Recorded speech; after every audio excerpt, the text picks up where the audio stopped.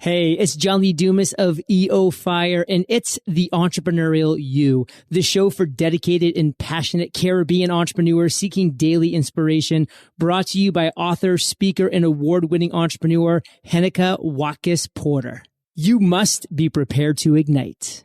In terms of internally, they all speak to the concept of export readiness. Am I ready for export? Now, many persons who are new, whether you're an individual or a big company with a product, you will always have some challenges. So the export readiness is not to say that you're not ready. Go sit down, go and find something else to do. It's to know exactly what you need to do to lift the bar. So one of the first questions the export readiness asks you is, do you have capacity? Because I've spoken to persons who, I make this thing in my home. I can do maybe about 10 cases a month. Okay, fine. Nothing is wrong with that. Let's find a market that will take 10 cases a month. Don't waste your time going to China.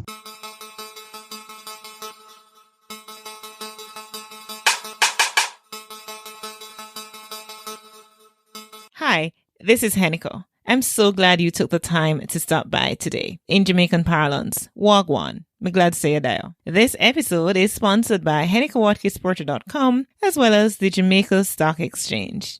Now, on HenekaWatkis-Porter.com, you can visit us for blogs, resources, books, online podcast courses, podcasts, and more. If you are new to the Entrepreneurial You podcast, be sure to check out past episodes with guests such as John Lee Dumas, Patrice Washington, Seth Godin, Richard Branson, Amy Porterfield, and a host of other game changers. We needed to raise capital, but our experience with local financial institutions was that they were cautious and slow to act, and interest rates were far too high. We had real concerns about financing our business through outside equity investors and the possibility of interference. Could we get a fair valuation for our business? We had our own ideas about the business and its value.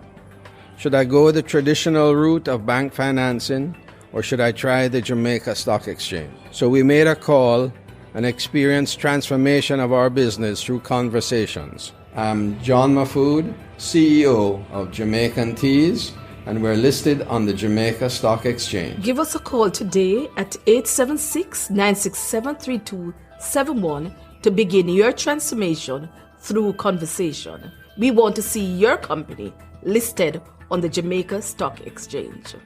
And now, here's today's episode. Globalization has changed us into a company that searches the world not just to sell or to source, but to find intellectual capital, the world's best talents and greatest ideas. Jack Welch.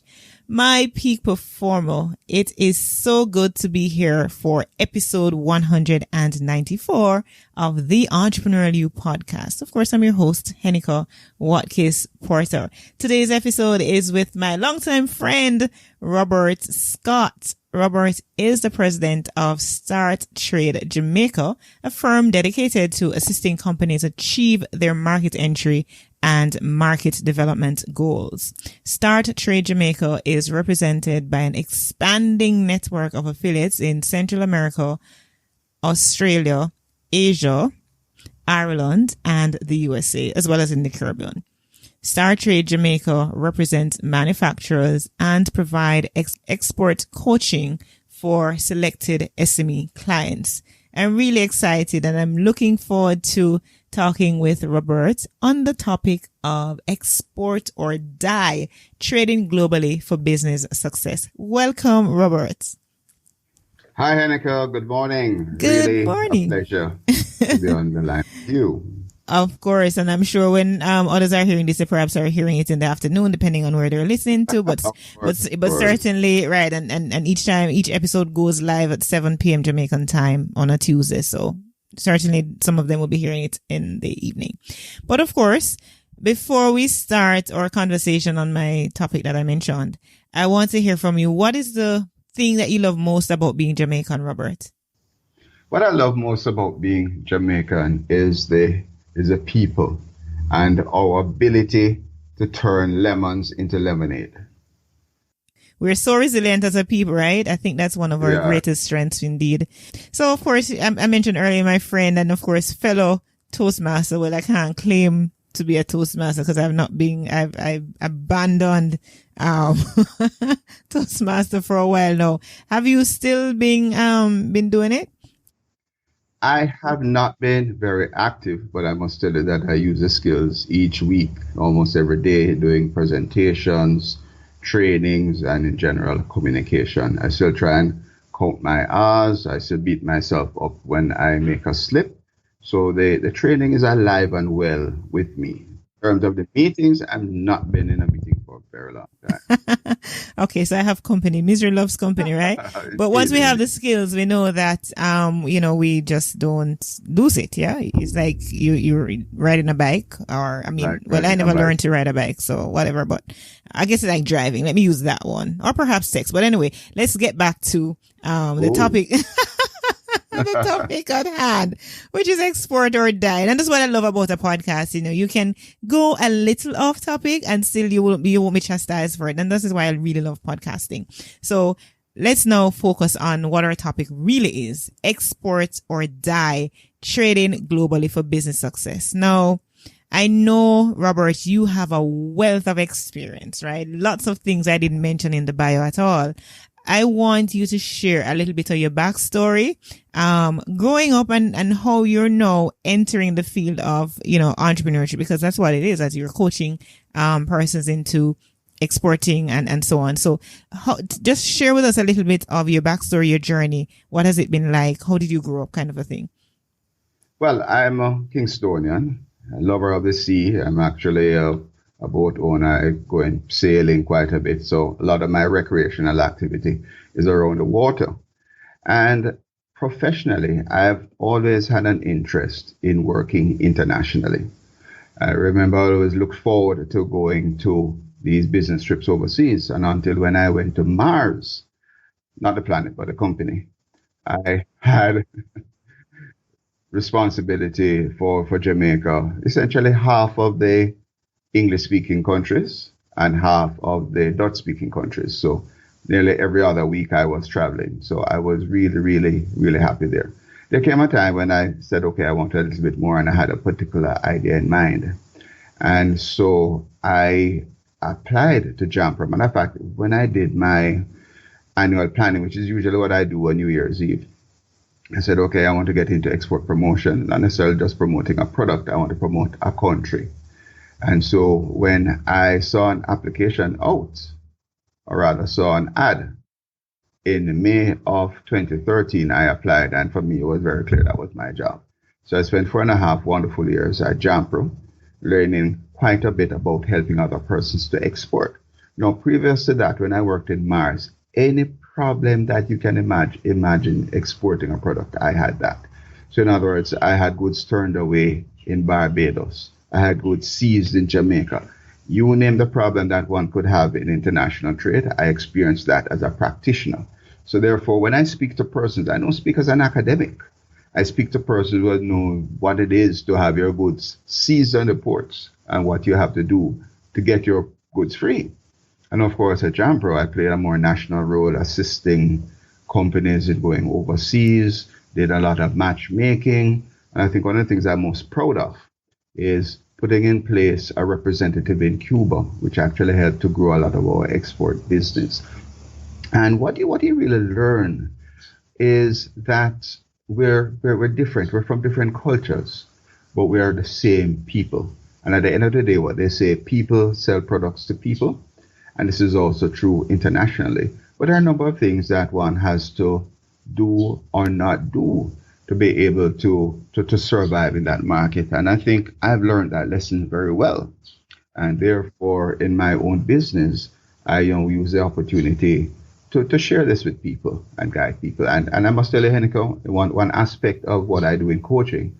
So I will coach you in getting your products across. But even before you do that, even before you get into the coaching, hold that point, because I still want to get a sense from you, because I want my community to know who Robert really is, a little bit of who you are, just growing up. What were your interests? What it is that kind of led you into that direction? I know career-wise, even when, because I think that's how I met you first. I don't remember if that's Jampro first or Toastmasters second. No, it was Toastmasters first. It was Toastmasters first, right? Absolutely. But I'd also, and then Jampro after that. So, so just who are you like, growing up, and what really sparked that journey? You wanted to be a little vulnerable here. Yes, yes, man. Show yourself, expose yourself. So my dad was a very good speaker. He was the head of a particular government area. So there are times, we used to rush home because he was on television and he was always recognized as a good speaker, very witty and so forth. So growing up in the household, one had to speak proper English, and therefore one was not fearful of speaking in front of people. So that was a natural love. And I actually had the opportunity to train people as far away as Vietnam and in the Philippines in projects of my own making, because again of that initial training at home. The other aspect, what drew me to marketing, was that my sister worked at Colgate-Palmolive at their location here in Jamaica. So I was always getting invited to these nice activities, and I got an opportunity to see things behind the scenes. So I said, whoa, this is great.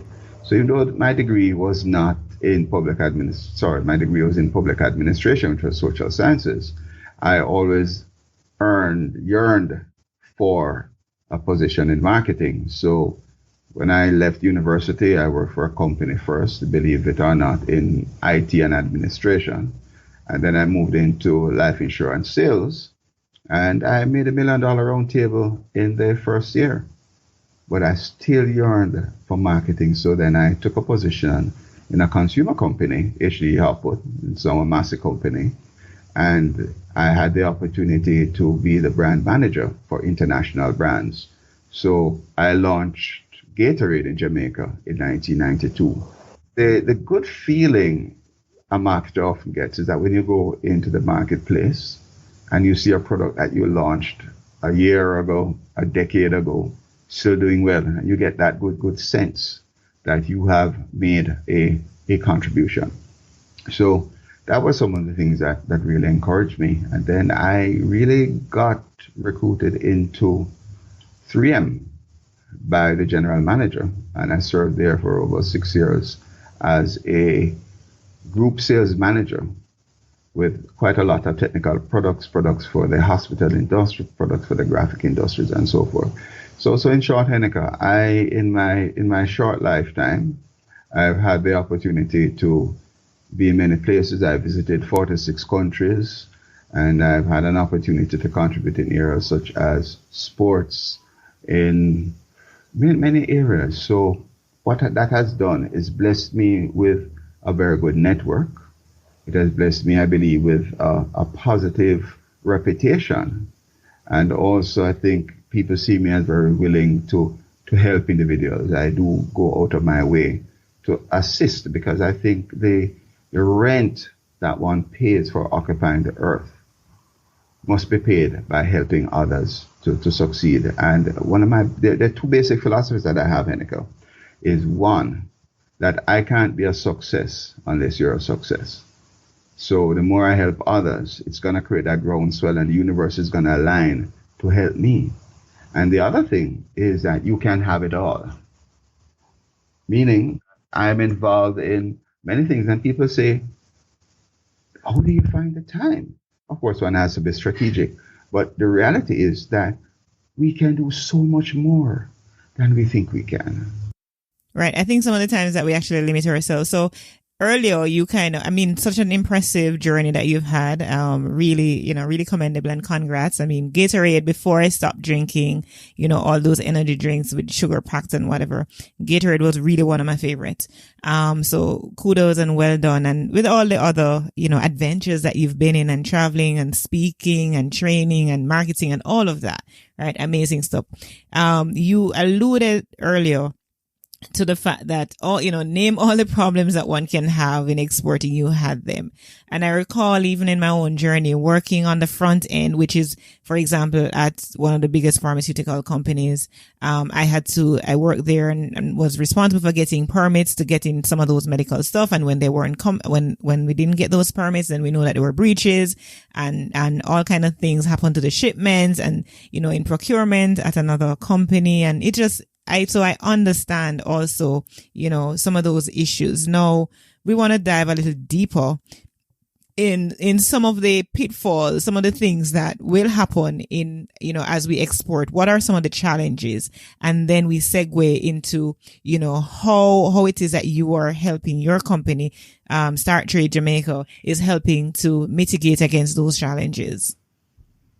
Well, Heneka, I can tell you that one of the biggest challenges to exporters and the problem it creates has to do with information, not understanding a number of things. I can tell you that there is a particular company that exported animal feed to Cuba.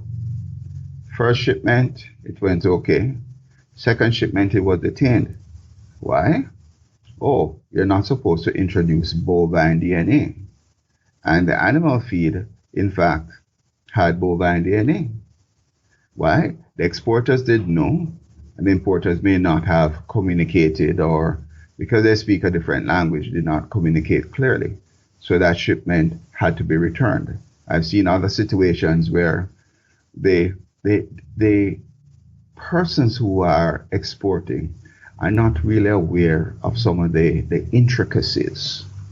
So you've sent your container, and your container comes back. So rather than making a decent profit, you make a tremendous loss. And one of the biggest mishaps I want to tell people is an example that I use of trade between Jamaica and Trinidad. So there are a number of people who are trying to get their chicken-based product into Trinidad. Now, they've tried for years, they haven't. Yet, in talking to the right persons, 2 hours into a market visit, they told me, but hello, sir, in Trinidad, we use halal, which is a particular way of processing chicken. The way we process chicken in Jamaica is nothing similar. Halal has to do with, there's a religious aspect to it. There is a prayer that has to be said, and the animal must be killed in a humane way. Now, that's a different way from how it's done in Jamaica. So there was never really any trade with chicken protein between Trinidad and Jamaica. And that simply is as a result of not having the right knowledge, the right information. Now, the second mishap also has to do, well, I wouldn't necessarily say it's a mishap. I would say it is a restriction towards trade. And this has to do with trust. We export approximately 54% or 50% of our goods to the United States of America, certainly for the non-traditional products. And why is this? It's people that we know, we have established relationships, we have family in that market. So therefore, it is the natural first place to go when we're looking to export our products. But if we're looking at going to a place like Latvia or Romania, where there's no real connection, even if somebody reaches out to you with a real opportunity, you are going to be hesitant because you don't know these people, you don't know the law of that country. It could in fact be a scam. So a lot of times people have an opportunity on their desk, but they walk away because of fear. Now, there are ways to get around this. And you asked pretty much how I address these things. I like to create international connections.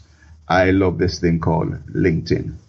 LinkedIn gives me an opportunity to say who I am, but even more importantly, to research who you are. And I want to give you an example. This company that I said, I just saw it in passing on LinkedIn. And I said, this would make a very good partner for my company. And I went to Google and I researched the company and I saw what they did. And I went back to LinkedIn to see who did they have. There are quite a few people, but I went for the top 100, the owner of the company, the founder of the company. And I sent a connection request with a message.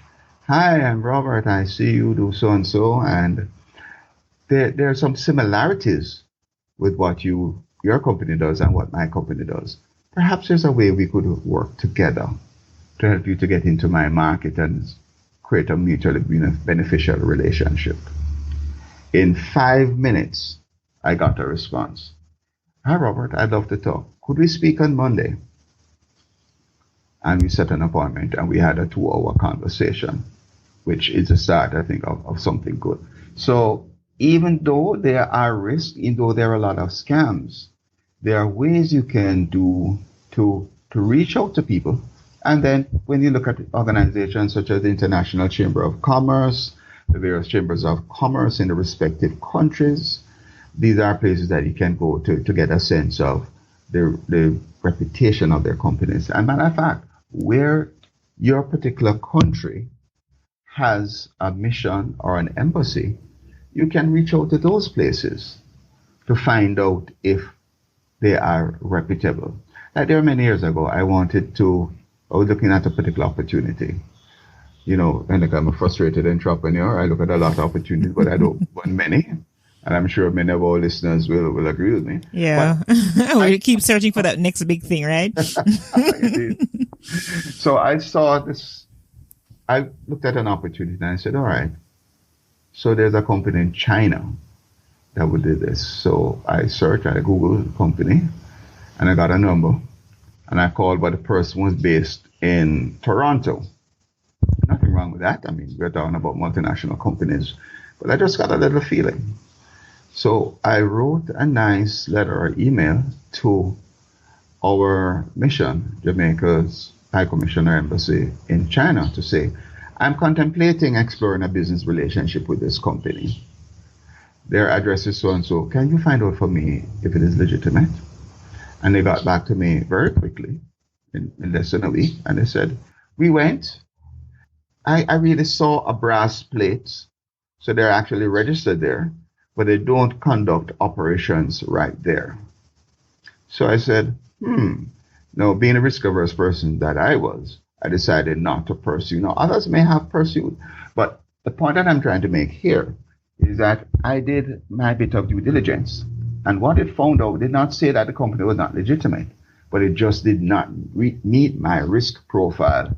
So I stayed away. Right. So what I want to get from, because I mean, you've shared a lot and perhaps some of the things that you've shared thus far are for people who are, who will be saying, okay, that connects with them because they have an idea about exporting. And those are some of the challenges too that they've been facing.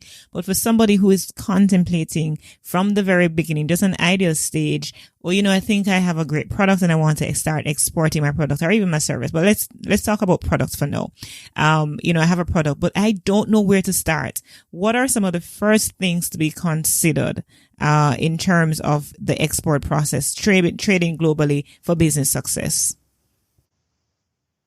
One of the first things that everybody recommends, whether it's International Trade Center, the Caribbean Export Development Agency, U.S. Commercial Service, or the agency in Canada, and these are pretty much the go-to places for information on export, the first thing you want to do is research. Have a little idea as to what the whole export scenario is. And I can actually share with you, Heneka, to share with your listeners, 230-odd page basic primer from the U.S. Commercial Service. This is really a great go-to place. So you want to start to educate yourself a little bit about exporting. But in terms of internally, they all speak to the concept of export readiness. Am I ready for export? Now, many persons who are new, whether you're an individual or a big company with a product, you will always have some challenges. So the export readiness is not to say that you're not ready. Go sit down, go and find something else to do. It's to know exactly what you need to do to lift the bar. So one of the first questions the export readiness asks you is, do you have capacity? Because I've spoken to persons who, I make this thing in my home. I can do maybe about 10 cases a month. Okay, fine. Nothing is wrong with that. Let's find a market that will take 10 cases a month. Don't waste your time going to China. You see? Find a market closer that works. But you need to understand who you are. So persons would essentially be doing a SWOT analysis on their company or their operation to see whether they're ready. Some of the questions you're going to ask yourself is the capacity. Do you have a capacity? Do you have a bit of funding to explore your exportation drive? Because there is going to be cost. If you're really taking this thing seriously, you're going to want to visit the marketplace. You're going to want to go to trade shows. It's going to take a little bit of money. So do you have money, or are you willing to dedicate a certain percentage of your sales towards that? When I was at Mars, I had 8%. We were selling like $3 million in the market. So I had money to play with. A smaller company will have less money, but they can also be more strategic. But it starts to know that you need to have at least a little bit of money that you can put up a proper website, and you can look at investing in the e-commerce options. Then you also want to say, then, do I have the administrative capacity? Because if you're taking 50 orders a month right now, and export may jump that to 100 or 150, how will you handle that? It's not to say don't do it, but it's to say, okay, how do I work this out? Do I work with virtual assistants? Do I work with persons part-time? Do I pay someone on a commission basis? Now, someone once said to me that they wanted to export to China. They know the product would do well in China. They had the capacity. And then I said, well, how will you handle the calls? Will you have an issue with the language? When you're awake, they're asleep. And when you're asleep, they're awake. Are you going to put some structure in place that you can receive those calls in real time, given the type of business that you have, or they'll have to wait 4 or 5 hours? So these are some of the questions that you have to ask yourself. So the first thing to do is to go on the Caribbean Export Development. If you are anywhere else, you can go on the International Trade Center or the U.S. Commercial Service, because as I mentioned, this is like the first thing you want to do. So after having done that and you know where you are, then you want to look on your product to see, will my product work? I mean, we don't even reach value proposition, but we have to understand the product. For example, callaloo that is had in Jamaica is not the same callaloo that is had in Trinidad. They use the dasheen leaves. Yes?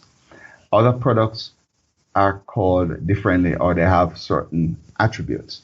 So you want to make sure that you're looking apples. You want to make sure that it's applicable. But the key thing, and for any market, is the value proposition. What problem does your product solve? Whether it's a service, whether it's a product, it must really solve a product. Otherwise, it's going to be a fad, or it may not really get the acceptance, or it may just disappear from the marketplace. And I mean, you have shared a whole lot with us, Robert. I know that, this is not even, well, it's just the tip of the iceberg, really, because there's just so much more to consider, when we're talking about exports, and, you're talking about different laws, 2 different laws, depending on how many countries you're exporting to. So different, things to be considered there across different countries and so on. I want to know, bring home, how does Start Trade Jamaica make the process so much more simpler, in helping persons to export effectively? So I'm a market entry partner. So if somebody is looking to come into Jamaica, or anybody in any country looking to go into another market, so persons who may be in Israel, I can assist them in getting into a particular market. One of the things that I have is what we call an export coaching program, where I sit with you and all these questions that we were talking about earlier, help you to refine your product for the target market, how to get into the market, and how to find the partners. One of the key things in export business where product is concerned is that one has to identify your route to market. Do you go through distributors? Do you find a manufacturer's representative? So we will give you all the guidance you need into getting into the market, how to get into the market, where to place yourself in the market, and how to position yourself in the market. And my coaching programs are typically 6 months long. And we meet once a week, and I'm not the one doing the work, you're doing the work, but I'm giving it the guidance and I'm holding you accountable. And that's pretty much how I work. Oh, sounds good. So, anybody who wants to be a part of your coaching service, Robert, I want you to share your contact details, how they might get in touch with you. And you did mention earlier that there is somewhat of a handbook, that you could share, or the link to it that you could share with our community so that it can simplify the process as well. I'll be very happy to do that. My contact details, you can find me on LinkedIn, Robert Scott. My telephone number, 876-577-9909, or by email, starttradeja president@gmail.com. So start, START,